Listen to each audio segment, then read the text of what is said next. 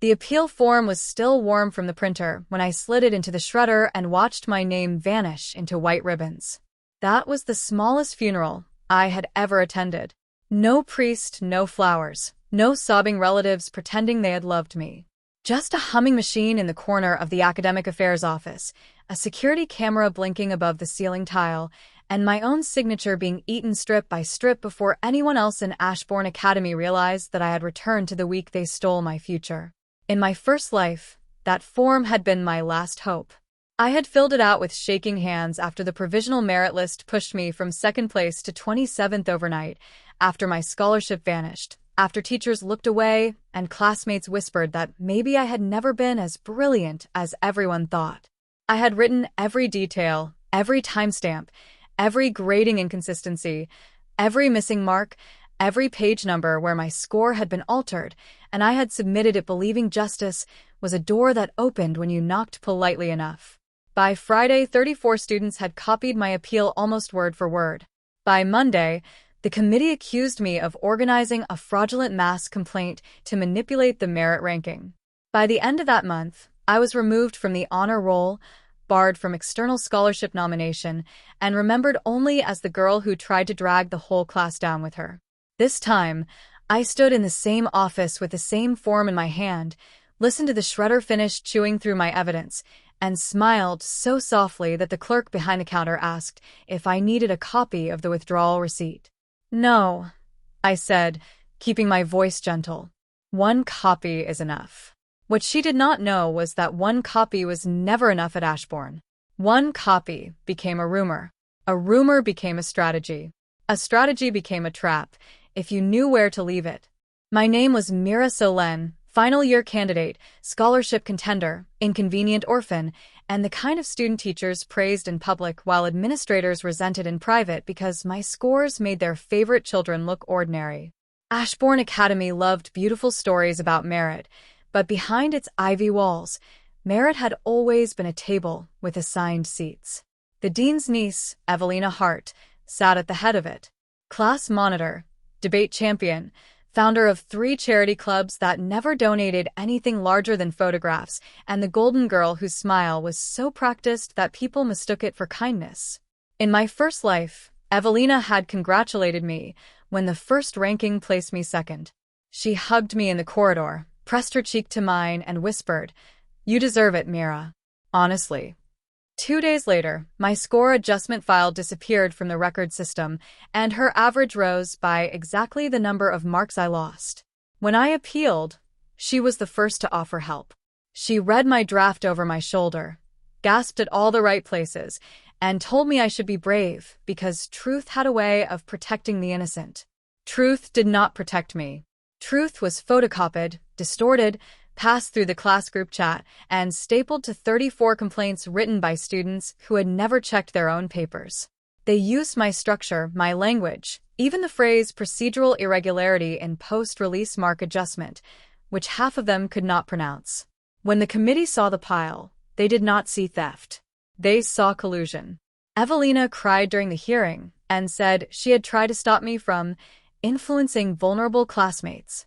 The class nodded. My appeal became their shield. I became the criminal standing in front of it. That was why, in my second life, I did not correct the ranking first. I did not confront Eveina. I did not warn the class. I did something far more useful. I let them believe I was still desperate. The morning after I withdrew my appeal, I went to homeroom carrying a blue folder so full it barely closed. The folder was theater. Inside were old worksheets, blank forms, and 3 pages of notes written in my neatest handwriting, all visible whenever I opened the cover. At the top of the first page I had written, in large underlined letters, "Appeal Draft, Final Version."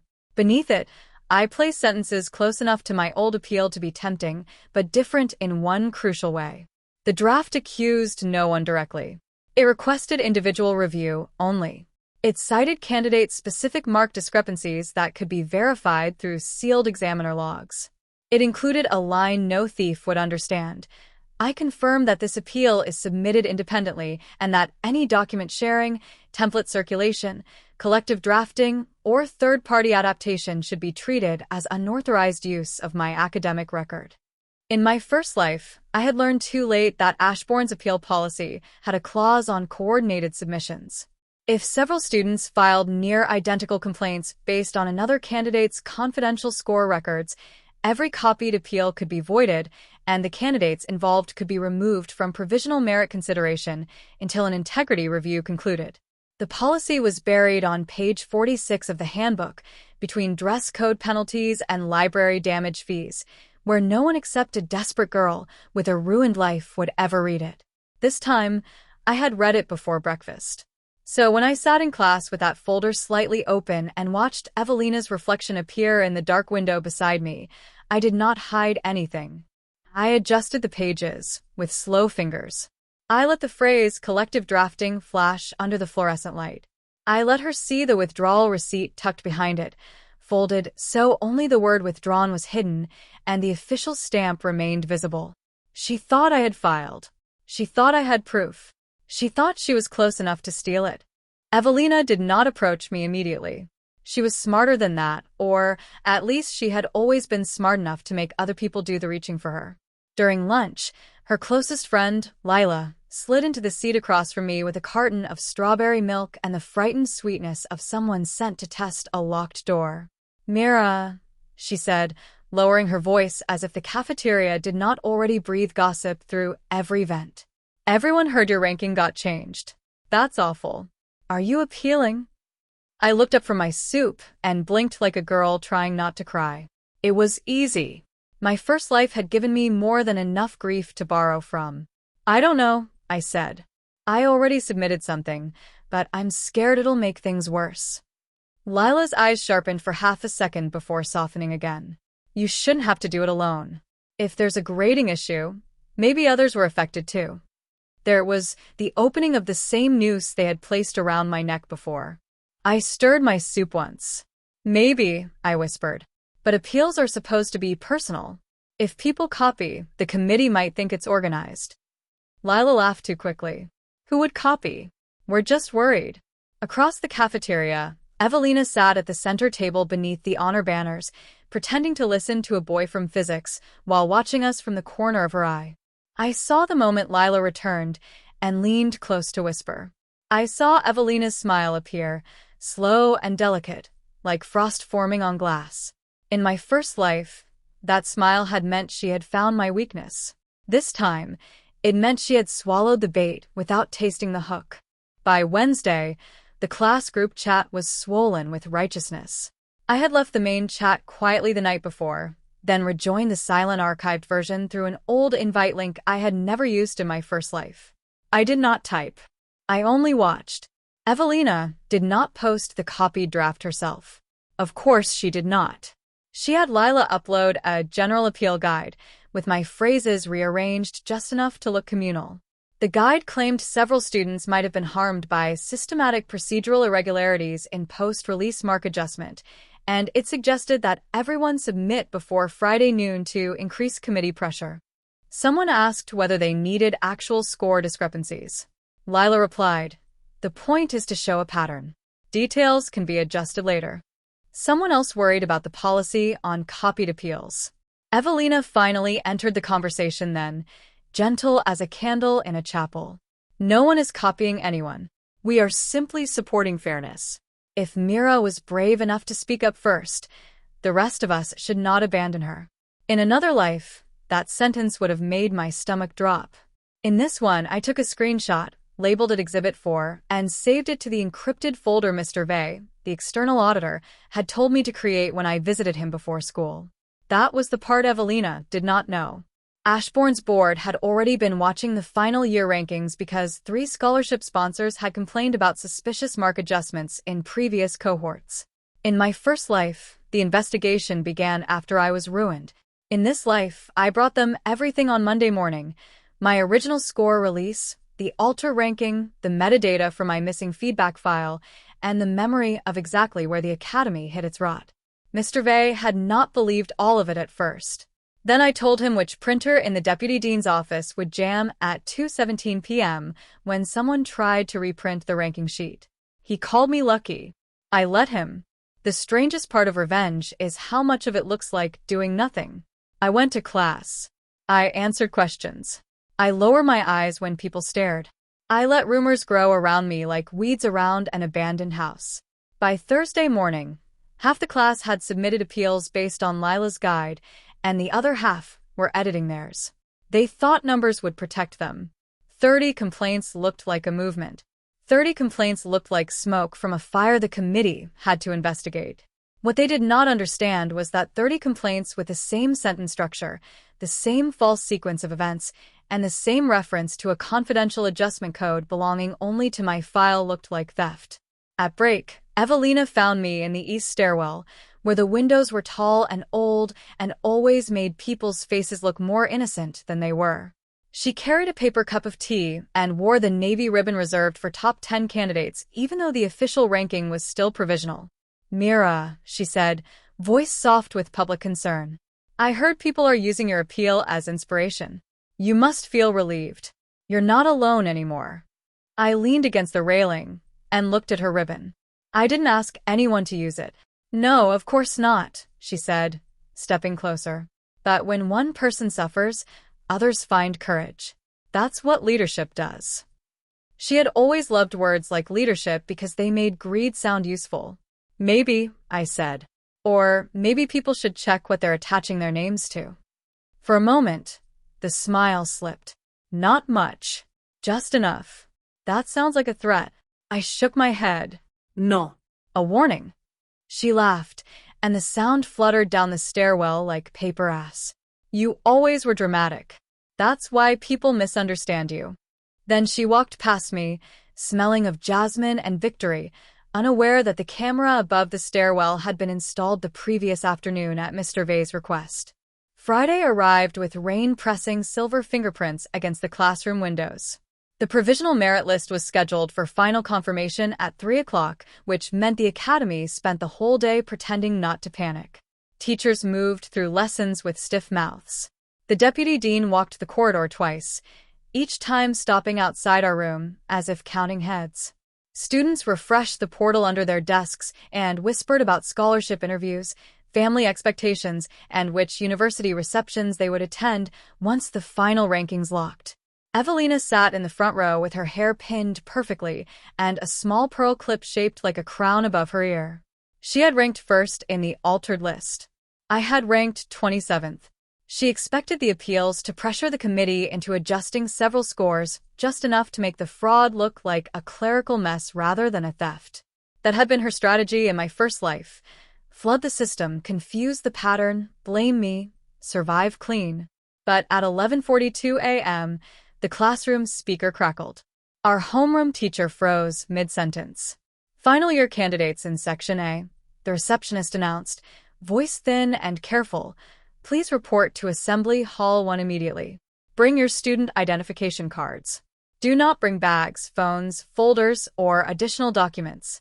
Around me, chairs scraped. Someone laughed nervously. Someone whispered, "Is it scholarships?" Eveina stood first, smoothing her skirt. "Everyone stay calm," she said, as if she had been appointed commander of a war she had started. I rose last, leaving my blue folder on the desk. Lila noticed. "Aren't you bringing your appeal documents?" I looked at her and smiled. "I don't have an appeal anymore." The hall was not arranged for celebration. That was the first thing they noticed. In my first life, the final merit ceremony had been all banners and applause, a stage dressed in school colors, parents standing along the walls with phones ready. This time, there were no banners. No parents. No flower arrangements. Just 3 long tables facing the candidates, 8 committee members seated behind them, and a row of sealed evidence boxes stacked beneath the projector screen. Mr. Vey sat in the center wearing a gray suit and the exhausted expression of a man who had spent the week confirming how many adults would sell children's futures for favors. Beside him were the principal, 2 scholarship sponsor representatives, the exams director, and a woman from the Regional Academic Integrity Office. The deputy dean stood behind them with the color drained from his face. Eveina slowed when she saw him. So did Lila. The class that had marched down the corridor with righteous energy suddenly entered like prisoners trying to remember where they had buried the shovel. We were instructed to sit according to our original candidate numbers, not our altered rankings. That small detail mattered. My seat was in the second row. Evelina's was behind me. I could hear her breathing, light and controlled, until the projector flicked on and displayed the title, Integrity Review, Final Year Merit List Appeals. A murmur passed through the hall. Mr. Vey adjusted his microphone. This is not a disciplinary hearing for one student, he said. It is a preliminary integrity review concerning coordinated appeal submissions, unauthorized use of confidential academic records, and suspected manipulation of the provisional merit list. He paused. If you submitted an appeal this week based on a shared template, you will remain seated after this briefing. The room went so quiet I could hear rain hitting the high windows. Evelina's first mistake was raising her hand. She had always trusted authority to reward confidence. Sir, she said, standing before anyone had asked her to, I think there may be a misunderstanding. Many of us submitted appeals because we believed Mira Solen had already identified a serious scoring issue. We were supporting transparency. There it was again. My name turned into a staircase for her to climb. Mr. Vey looked at her without expression. Thank you, Ms. Hart. Please sit. But I think it's important to clarify that Mira encouraged people to speak up. A few students nodded desperately, already sensing the shape of a scapegoat. I kept my hands folded in my lap. Mr. Vey clicked the remote. The screen changed to a scanned form. My appeal withdrawal receipt, timestamped Monday, 8:09 a.m., before any group messages, before any shared guide, before any student submitted the copied template. My signature sat at the bottom. The official stamp was clear enough for the back row to read. Ms. Solen submitted a preliminary appeal request at 7:54 a.m. on Monday, Mr. Vey said. She withdrew it 15 minutes later. Her appeal was never entered for review, never circulated by this office, and never attached to the merit list challenge process. The room shifted around me, like ice cracking. Lila whispered, What? Eveina did not move. Mr. Vey clicked again. The next slide showed Lila's uploaded guide, then highlighted phrase after highlighted phrase, matching the draft visible in my folder, but not the withdrawn appeal. The committee has evidence that a document containing confidential details from Ms. Solen's academic record was copied, adapted, and submitted by multiple candidates after Ms. Solen's withdrawal. He looked up. That means the question is no longer whether Ms. Solen organized a mass appeal.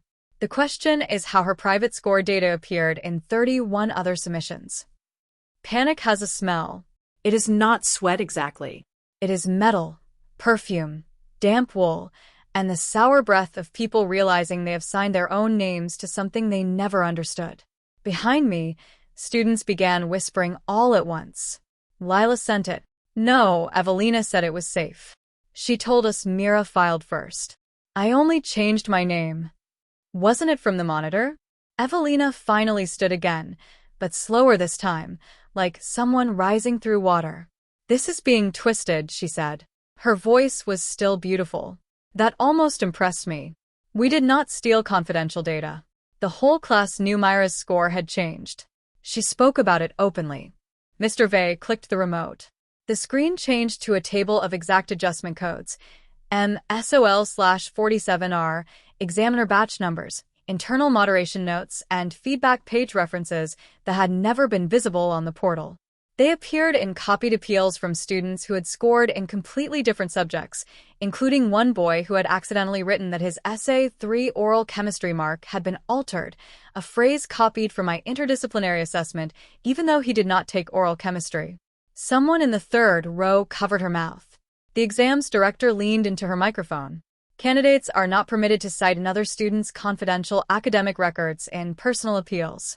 Candidates are also not permitted to submit fabricated claims of scoring irregularities. The presence of identical false details across these documents is evidence of coordinated academic misconduct. Lila burst into tears before anyone accused her directly. Eveina said it was just wording, she cried. She said Mira would be blamed anyway because Mira started it. The whole hall inhaled. Eveina turned so sharply her pearl clip flashed under the lights. Lila. One word. A warning. But fear is stronger than loyalty when the merit list is burning. Lila pointed at her. You told me to upload it. You said your uncle would make sure the committee treated it as pressure, not fraud. The deputy dean closed his eyes. That was when everyone understood whose shadow had protected Eveina for so long. Mr. Vey did not look surprised. He opened a folder and slid a printed page toward the regional integrity officer. Ms. Hart, he said, you will have an opportunity to respond formally. For now, the committee will state the preliminary findings. The projector displayed 3 columns.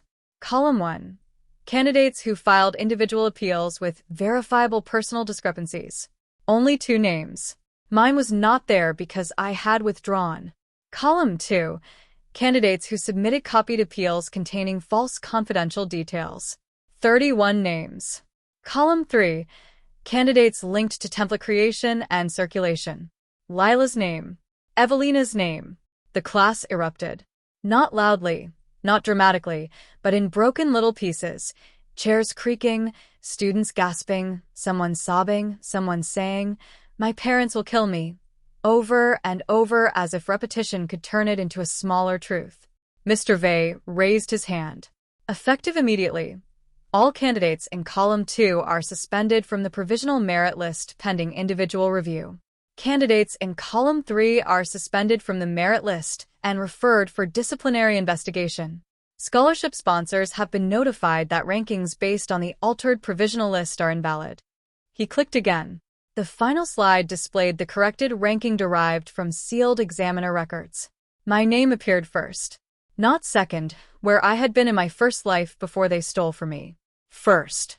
The additional marks they had hidden were not a favor. They were mine. A practical assessment moderation score had been withheld because it pushed me above Eveina. The hall stared at the screen. I did not cry. Crying would have wasted the moment. I only looked at my name and let it settle into me like sunlight entering a locked room. Eveina laughed. It was tiny and wrong, a cracked porcelain sound that made even her friends turn away. This is absurd, she said. You can't destroy 31 students over a template. The scholarship sponsor representative, a woman with silver hair, and the calm cruelty of someone who wrote checks large enough to make schools behave, leaned forward. We are not destroying students, Ms. Hart. We are refusing to reward fraud. Evelina's face flushed. I didn't commit fraud. I helped my class advocate. You circulated another candidate's confidential academic details, the woman said. You encouraged candidates to submit false claims. You benefited from an altered ranking connected to your guardian's office. And, according to messages already preserved, you discussed using the volume of appeals to discredit Ms. Solen if the manipulation was discovered. Evelina's mouth opened, then closed. For the first time since I had known her, there was no elegant answer waiting on her tongue. Mr. Vey clicked the remote once more, and her own message appeared on the screen. Not from the main class chat. From a private chat with Lila, recovered because Lila had submitted her phone the moment she realized prison orange consequences could exist even inside Navy Blazer schools. If everyone uses Myra's language, they'll think she let it. Uncle says committee hates coordinated complaints. Either they adjust quietly or she takes the fall. Several students turned toward her with faces full of betrayal, which might have moved me if those same faces had not turned toward me in my first life with disgust.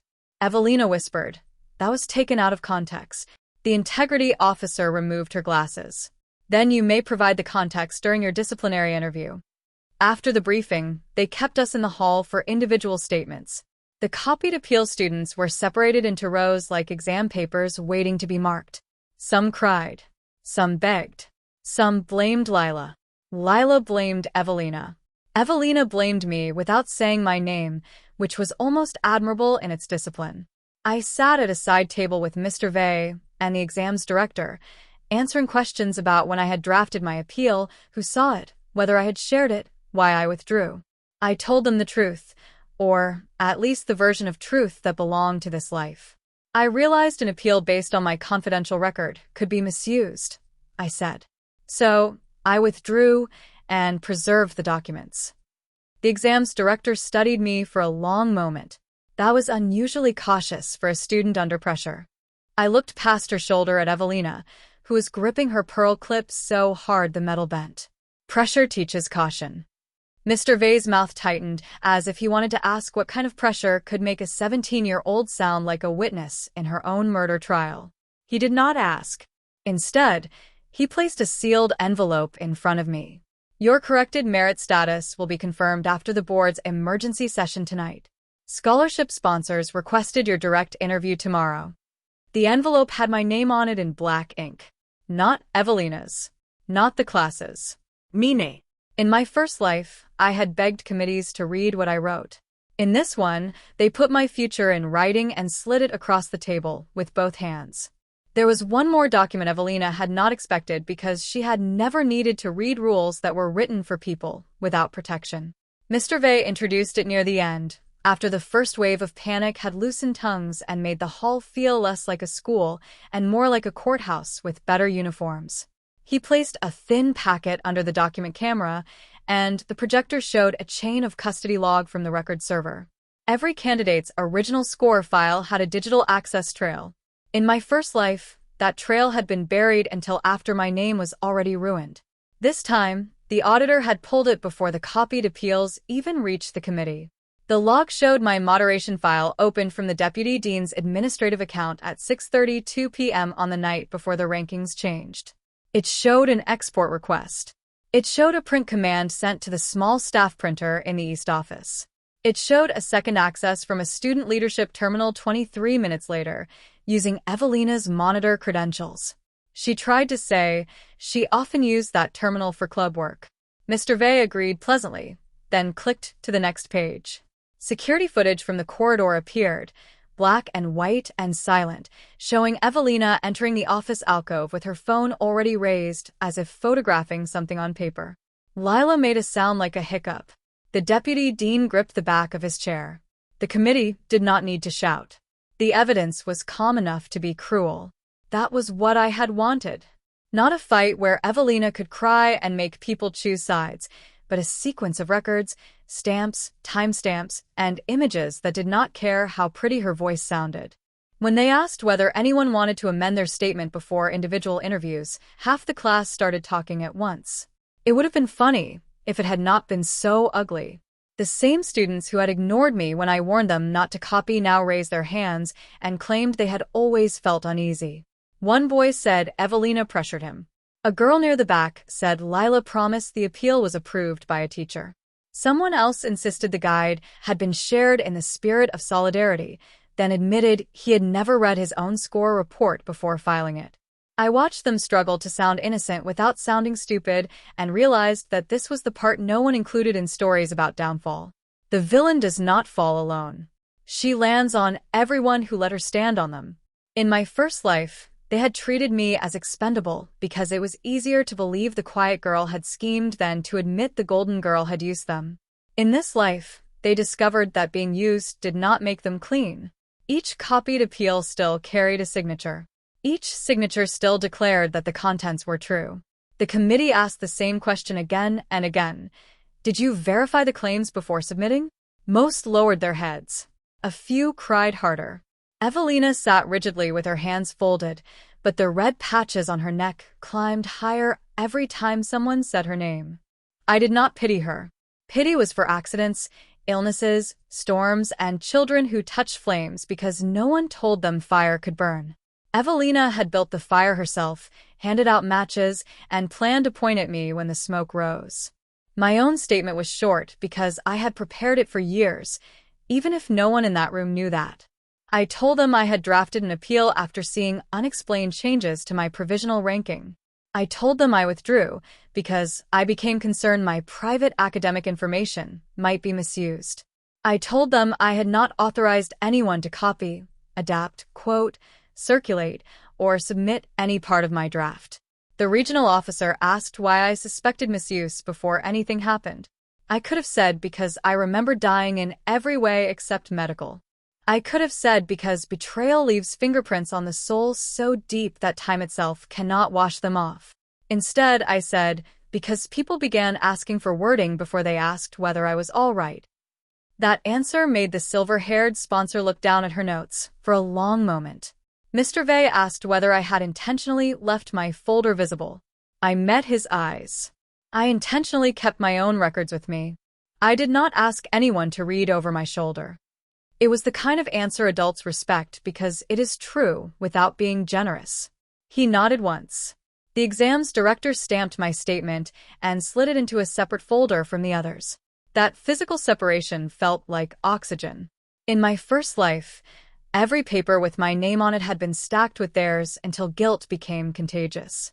This time, my documents sat alone. During the short break before final instructions, the hall doors opened just wide enough for water and parents' voices to seep in from the lobby. I heard Evelina's mother before I saw her, a sharp, elegant voice demanding to know why her daughter was being treated like a criminal.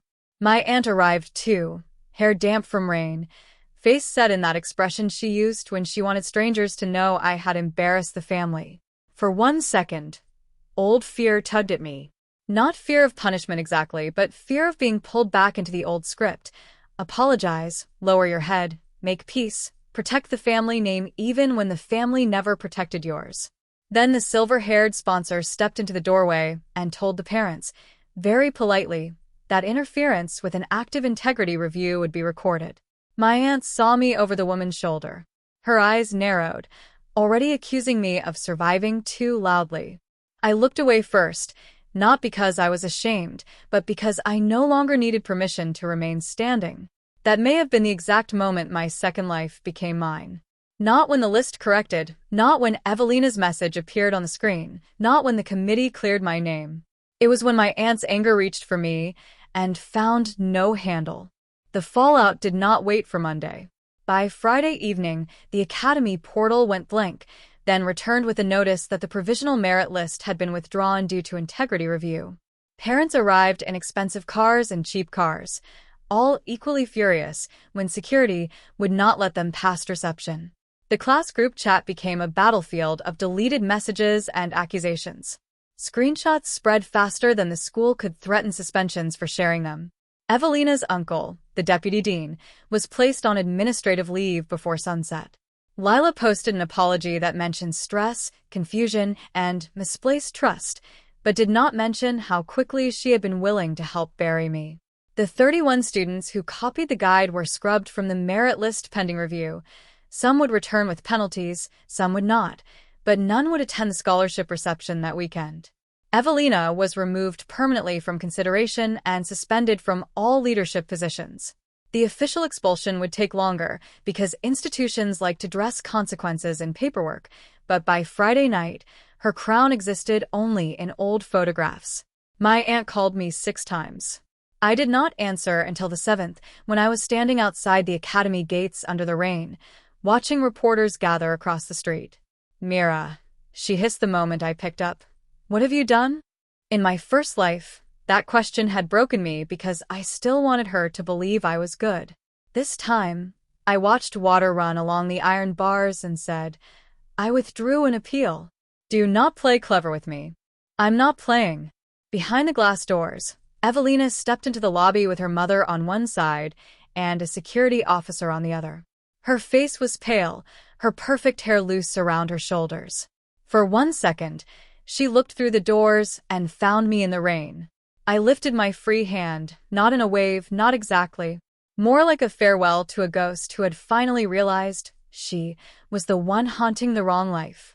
Saturday's scholarship interview took place in a hotel conference room with gold curtains, bottled water, and sponsor representatives who spoke to me as if I were a person instead of an inconvenience. They asked about academic integrity, leadership, resilience, and what I believed merit meant after everything that had happened. In my first life, I would have answered beautifully and carefully, desperate to sound grateful. In this life, I told them merit meant nothing without systems strong enough to protect it from favorites. I expected their smiles to freeze. Instead, the silver-haired sponsor laughed once, low and pleased. Good, she said. We were hoping you understood the problem. That was when I realized the scholarship was not the only door opening. They did not just offer funding. They offered transfer support, external mentorship, and placement in a national ethics research program that Ashbourne had never mentioned because it preferred students who made the school look good, not students who could see through it. By Monday morning, the corrected merit list went live. My name was first. Under it was a note stating that 31 candidates had been removed pending academic integrity outcomes. Evelina's name was absent entirely. Not lowered. Not marked with an asterisk. Gone. That absence was louder than any public punishment could have been. Students gathered around the digital notice board in silence, reading the list again and again as if her name might appear if they believed hard enough. When I walked past, no one clapped. No one apologized. They only moved aside. Fear can imitate respect very convincingly. I did not thank them for it. Eveina found me one last time beside the old trophy cabinet, where generations of polished names stared out from behind glass. She looked different without her ribbon. Smaller. Though maybe she had always been small, and I had only mistaken cruelty for height. You planned this, she said. There was no audience, so she did not bother sounding wounded. You made us copy it. I turned from the cabinet. I withdrew my appeal. You left the draft where people could see it. People see money on a counter every day. Honest people don't steal it. Her face twisted. Do you know what you've cost me? That almost made me laugh, but I had learned that laughter gives people something to call hysteria. So I spoke calmly. Less than you cost me last time. The words slipped out before I could stop them. For a moment, confusion crossed her face. Then, anger swallowed it. You're insane. Maybe I was. Maybe living twice made sanity too small a room to stand in. I stepped closer, close enough to see the tiny crack in her pearl clip where she had bent it during the hearing. You told Lila the committee hated coordinated complaints. You knew the policy. You knew copying my appeal could ruin me. You didn't make one mistake, Eveina. You made a plan and got caught standing inside it. Her eyes shone, but she did not cry. Girls like her saved tears for witnesses. Everyone will forget, she whispered. My family will fix it. I looked at the trophy cabinet, at all those engraved names that once seemed permanent. Maybe they can fix your school record. Maybe they can buy you another uniform, another recommendation, another room full of people willing to pretend. But every sponsor saw the file. Every committee saw the messages. Every student you used now needs someone to blame. I met her eyes. For once, it won't be me. I transferred 2 weeks later. Not because Ashbourne forced me out, but because staying in a house after the fire has exposed the walls is not bravery. Sometimes it is just inhaling smoke. On my last morning, I cleaned my locker slowly. Old notebooks, spare pens, a cracked calculator, a debate medal I had won in 10th grade, and the blue folder that had started the class's collapse. I almost threw it away. Instead, I kept the first page, the one marked appeal draft, final version, and wrote one sentence across the top in black ink. Never hand your truth to people who only want a weapon. Then I folded it into my journal. Outside, the academy courtyard glittered after rain. Students crossed it in careful clusters, still rearranged by the scandal. Lila had withdrawn before her disciplinary result. Evelina's uncle resigned. The 31 copied appeals became a cautionary story teachers told without names, as if removing names made the lesson cleaner. My corrected scholarship came through on a Thursday afternoon, along with a train ticket to the capital and a welcome letter from a school that had no Ivy, no Golden Girl, and no history of confusing silence with obedience. My aunt said I was ungrateful. I said she was welcome to appeal. She hung up. I stood at the station with one suitcase, one scholarship letter, and a future that felt strange because no one else's fingerprints were on it. When the train arrived, I looked back once, not at Ashbourne, not at the life that had killed me, but at the girl I used to be, the one who believed justice had to be begged for in perfect grammar. I wished her peace. Then I boarded, sat by the window, and watched the town slide away.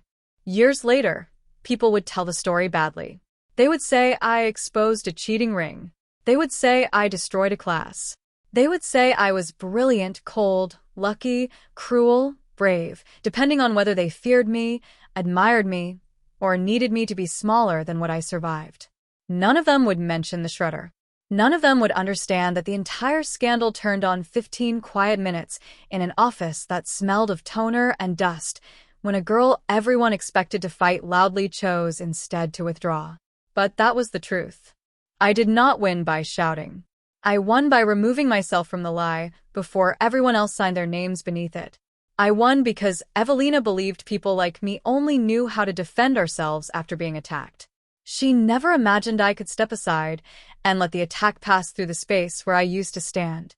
In my first life, my appeal became the rope they used to pull me from the merit list. In my second, my withdrawal became the missing knot that made their whole trap fall apart. That is the thing about copied courage, copied outrage, copied brilliance, copied pain. It can look convincing on paper. It can even fool a crowd for a while. But the moment someone asks whose truth it belongs to, every borrowed word starts to rot. I learned that too late once. I did not learn it twice.